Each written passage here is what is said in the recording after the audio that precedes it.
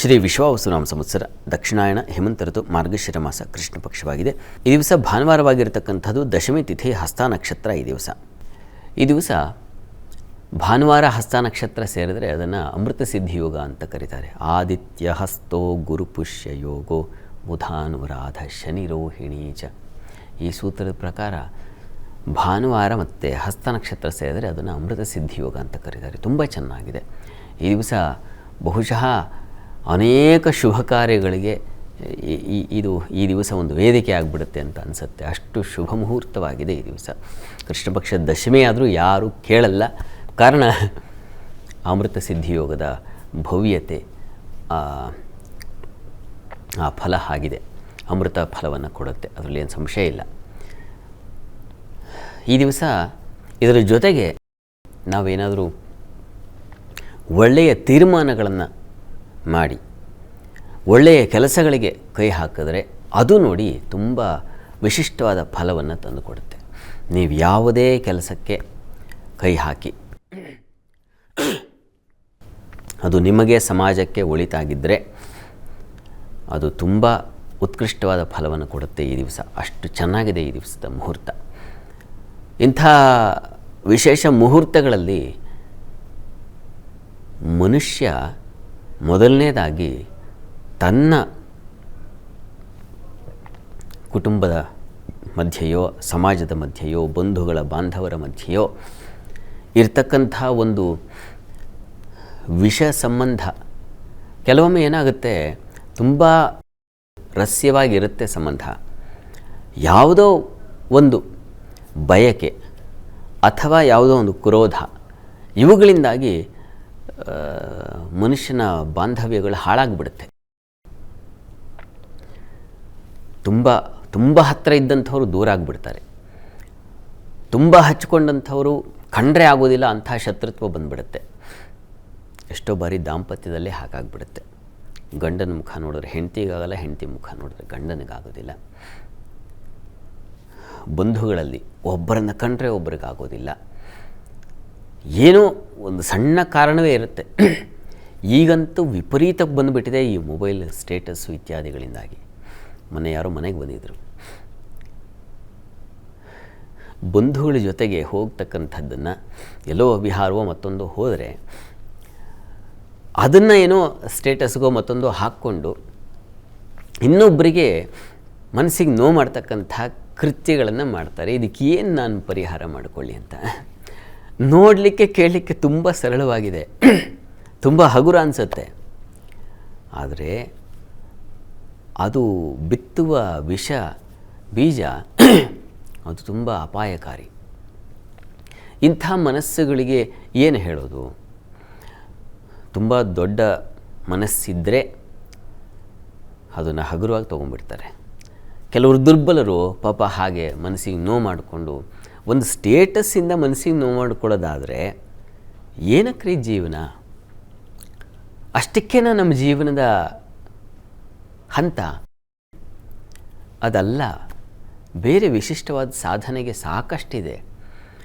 ಯಾರು ಸಂಕುಚಿತ ಮನೋಭಾವ ಇರ್ತಾರೋ ಅವರಿಗೆ ಇವೆಲ್ಲ ವಸ್ತುತಃ ಯಾರೂ ಹಾಗಿರಬಾರ್ದು.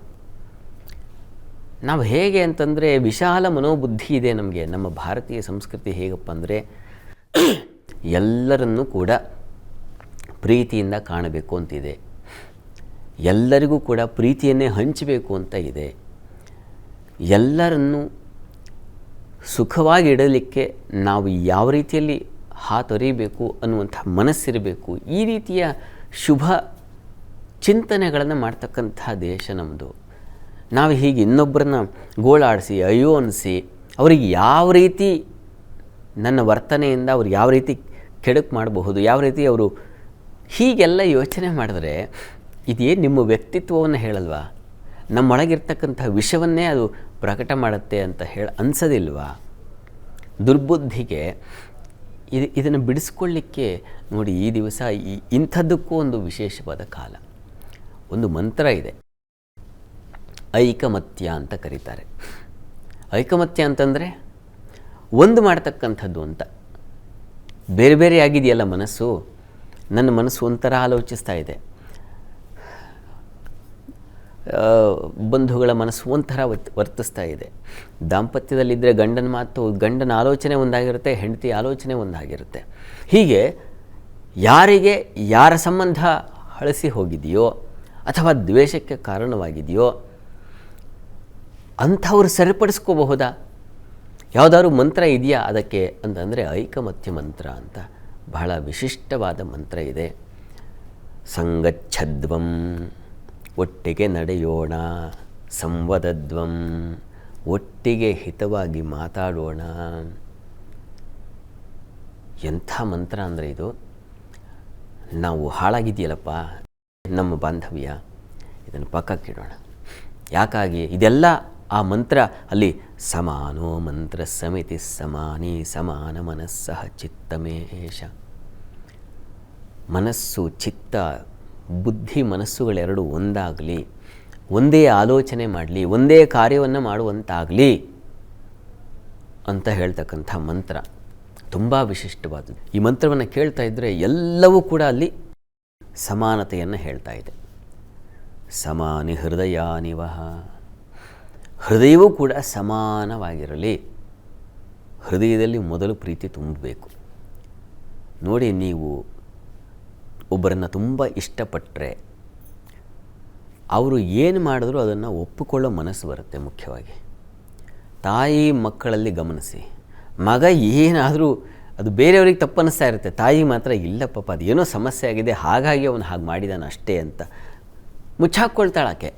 ಯಾಕೆ ಅಂದರೆ ಅಲ್ಲಿ ಪ್ರಶ್ನಾತೀತವಾದ ಪ್ರೀತಿ ಇದೆ. ಹೀಗೆಲ್ಲರಲ್ಲೂ ಇದ್ದರೆ ಲೋಕವೇ ಹಾಗೆ ಪ್ರೀತಿಯಿಂದ ಇರ್ತದೆ. ನಾವು ವಸುಧೈವ ಕುಟುಂಬಕಂ ಅಂತ ಕರಿತಕ್ಕಂಥದ್ದು ನಮ್ಮ ದೇಶ.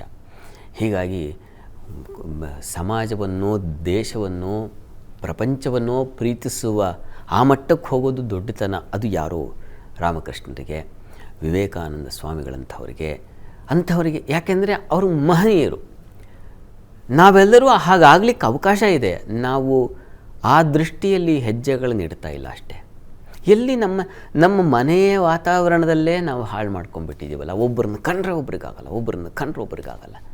ಈರ್ಷ್ಯೆ, ಅವನು ಸ್ವಲ್ಪ ಬೆಳೀತಾ ಇದ್ದಾನೆ ಅಂದ ಹಾಗೆ ಏನೋ ಅಸೂಯೆ ಭಾವನೆ ಬರುತ್ತೆ. ಅಥವಾ ಏನೋ ಒಂದು ಸ್ವಲ್ಪ ಸಂಪಾದನೆ ಮಾಡ್ತಾ ಇದ್ದಾನೆ ಅಂದರೆ ಅಸೂಯೆ ಭಾವನೆ ಬರುತ್ತೆ. ಇದೆಲ್ಲ ಏನು ಮಾಡುತ್ತೆ ಕೊನೆಗೆ ಅಂತಂದರೆ ನಿಮ್ಮನ್ನು ಅಧಃಪತನಕ್ಕೆ ತಗೊಂಡು ಹೋಗುತ್ತೆ. ಯಾರು ಕೂಡ ನಿಮ್ಮನ್ನು ಸೇರೋದಿಲ್ಲ. ಮುಖಸ್ತುತಿಗೆ ಮಾತಾಡಬಹುದು ನಿಮ್ಮ ಎದುರುಗಡೆ, ಹಾಂ ನೀವು ಒಳ್ಳೆಯವರು, ತುಂಬ ಜನ ಹಾಗೇನೋ ಹೇಳಬಹುದು. ಆದರೆ ಒಂದು ಕ್ಷಣ ನೀವು ಮರೆಯಾಗಿಬಿಟ್ರೆ ನಿಮ್ಮ ಬಗ್ಗೆ ಇಲ್ಲ ಸಲ್ಲದ್ದನ್ನೇ ಮಾತಾಡ್ತಾರೆ. ಯಾಕಂಥ ಮನಸ್ಥಿತಿ ಇದೆಯೋ ಆಕೆಗೆ ಅರ್ಥ ಆಗ್ತಾ ಇಲ್ಲ, ಯಾಕಂಥ ಮನಸ್ಥಿತಿ ಇದೆಯೋ ಅವನಿಗೆ ಅರ್ಥ ಆಗ್ತಾ ಇಲ್ಲ. ಹೀಗೆ ಇದನ್ನು ನಾವು ಬಿಡಿಸ್ಕೊಂಡ್ರೆ ನಿಜವಾದ ಆನಂದ ಎಲ್ಲಿದೆ ಅಂದರೆ ಇಲ್ಲಿದೆ ಇವರೇ. ಈ ದ್ವೇಷ, ಈರ್ಷೆ ಇವುಗಳಿಂದಾಗಿ ನೀವು ತುಂಬ ಸ್ಟ್ರೆಸ್ಸಿಗೆ ಒಳಪಡ್ತೀರ. ಯಾವಾಗ ನೀವು ಮನಸ್ಸಿನಲ್ಲಿ ದ್ವೇಷ, ಅಸೂಯೆಗಳು ತುಂಬಿಕೊಂಡಿರುತ್ತೋ ಮನಸ್ಸು ಸದಾ ಬೆಂಕಿಯ ಮೇಲಿರುತ್ತೆ. ಆಗಲೇ ನಿಮಗೆ ಇಲ್ಲದ ಸಲ್ಲದ ರೋಗಗಳೆಲ್ಲ ಅಟ್ಯಾಕ್ ಆಗೋದು ಆಗ. ಹೀಗಾಗಿ ಮನಸ್ಸನ್ನು ತಿಳಿಯಾಗಿಟ್ಕೊಳ್ಬೇಕು ಅಂತಂದರೆ ಮತ್ತೊಬ್ಬರ ಭಯ ಇರಬಾರ್ದು, ಮತ್ತೊಬ್ಬರ ಚಿಂತೆ ನಮಗೆ ವಿಷವಾಗಿ ಕಾಡಬಾರ್ದು. ಹೀಗಾಗಿ ಎಲ್ಲರನ್ನ ಗೌರವಿಸಿ ನಾವು ಎಷ್ಟು ದಿವಸ ಇರ್ತೇವೆ? ಯಾವಾಗ ಮನುಷ್ಯ ದೇಹತ್ಯಾಗ ಮಾಡ್ತಾನೋ, ಯಾವಾಗ ಭಗವಂತ ವಿಧಿ ಅನ್ನೋದು ರಹಸ್ಯವಾಗಿಟ್ಟಿದೆ ನೋಡಿ ನಾಳೆ ದಿವಸವನ್ನು. ನಾಳೆ ಏನು ಅನ್ನೋದು ತುಂಬ ಗೌಪ್ಯವಾಗಿದೆ.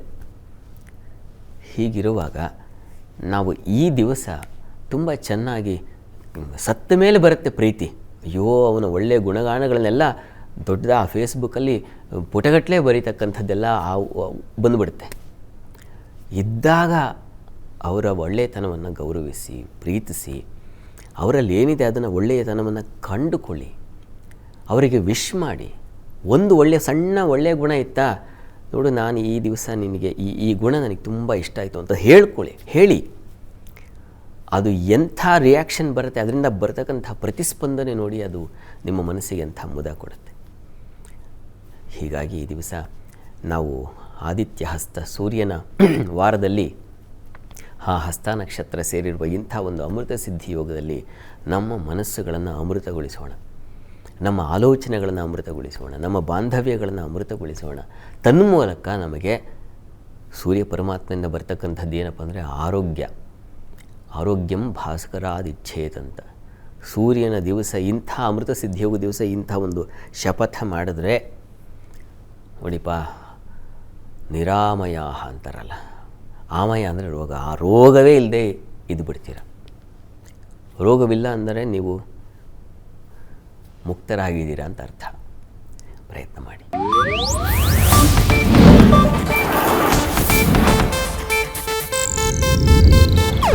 ಇದು ಏಷ್ಯಾನೆಟ್ ನ್ಯೂಸ್ ನೆಟ್ವರ್ಕ್ ಪ್ರಸ್ತುತಿ.